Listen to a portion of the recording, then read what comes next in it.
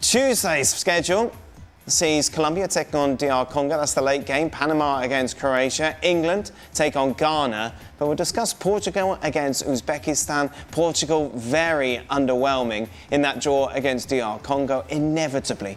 All the talk going into this tie is about whether Cristiano Ronaldo will start. Roberto Martinez says that he will. Alex Kirkland was at that press conference. He defended his captain, saying that he is key to this team going forward.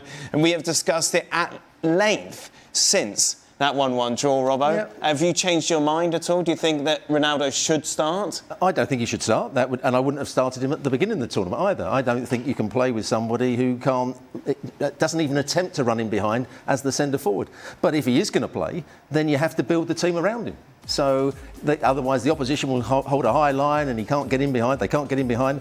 So they've got to get wide players and midfield players that are going to run beyond him. He's got to try and link up the play and get crosses into the box, because that's where he can be at his most dangerous. But in the last game, when crosses did come into the box, I didn't see that spring that he once had. I didn't see that movement across the front of defenders.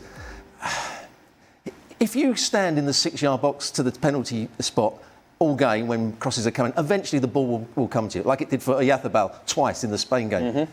Well, I think Ronaldo will score, but Ramos, if he was playing in the same position and did the same things, he would score as well. And he would offer more in terms of hold-up play and runs in behind. But Martinez is going to play him. What do you do, Shaq? Fernando Santos left Ronaldo out the latter stages of the 2022 World Cup. 4 years on, I don't know how Ronaldo is expected to be better.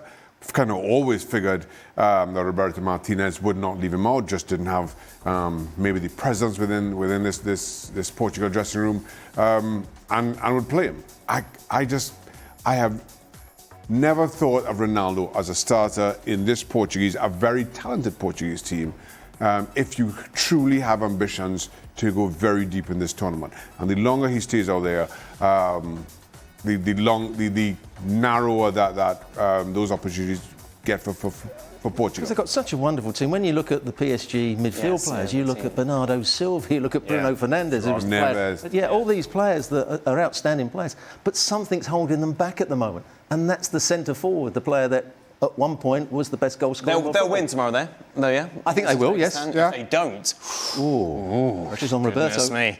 Meanwhile, England were so brilliant, weren't they, in that victory against Croatia in the opening round? They'll be looking to continue that sort of form as they take on Ghana in the second tie of their group. England favourites to win this one. You expecting more of the same?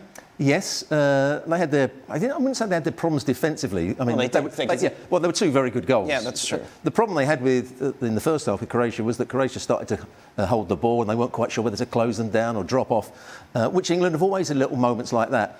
But overall, in the second half, when they played how I think England should play, with a high tempo, pressing the ball, getting the ball forward quickly, getting midfield players running beyond Harry Kane, they looked a good side. And if they play at high intensity, they'll be too good for Ghana. Yeah, I agree with Robbo. I just think England dominated this group as maybe you expect coming into the tournament.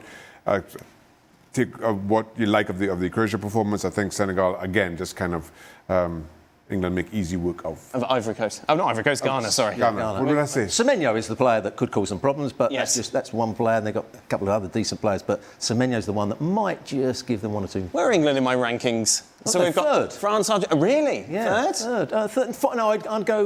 No, I'm going to go third. Above Spain? I'm going to put them above Spain at the moment. Why?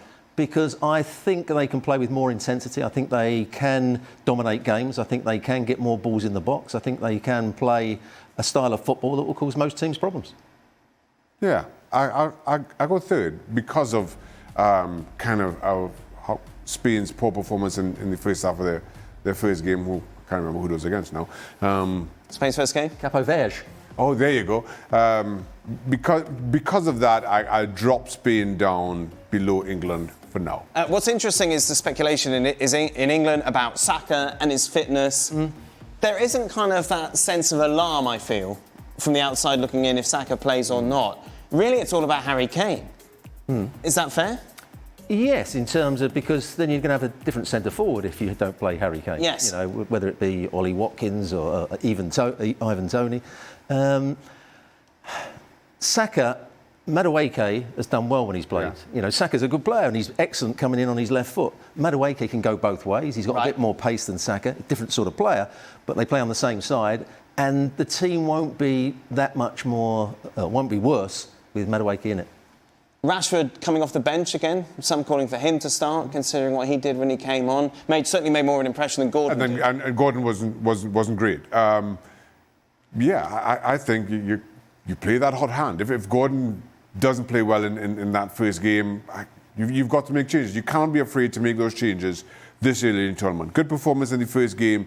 I think it's given you momentum, given you the opportunity to make these changes early on, with an eye for who's playing well as you go deeper in this competition.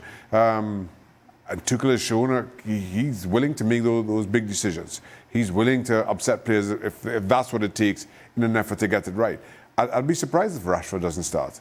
Just a reminder, Extra Time available over on our YouTube channel. We stay late to answer some of your questions. Be sure to check that out.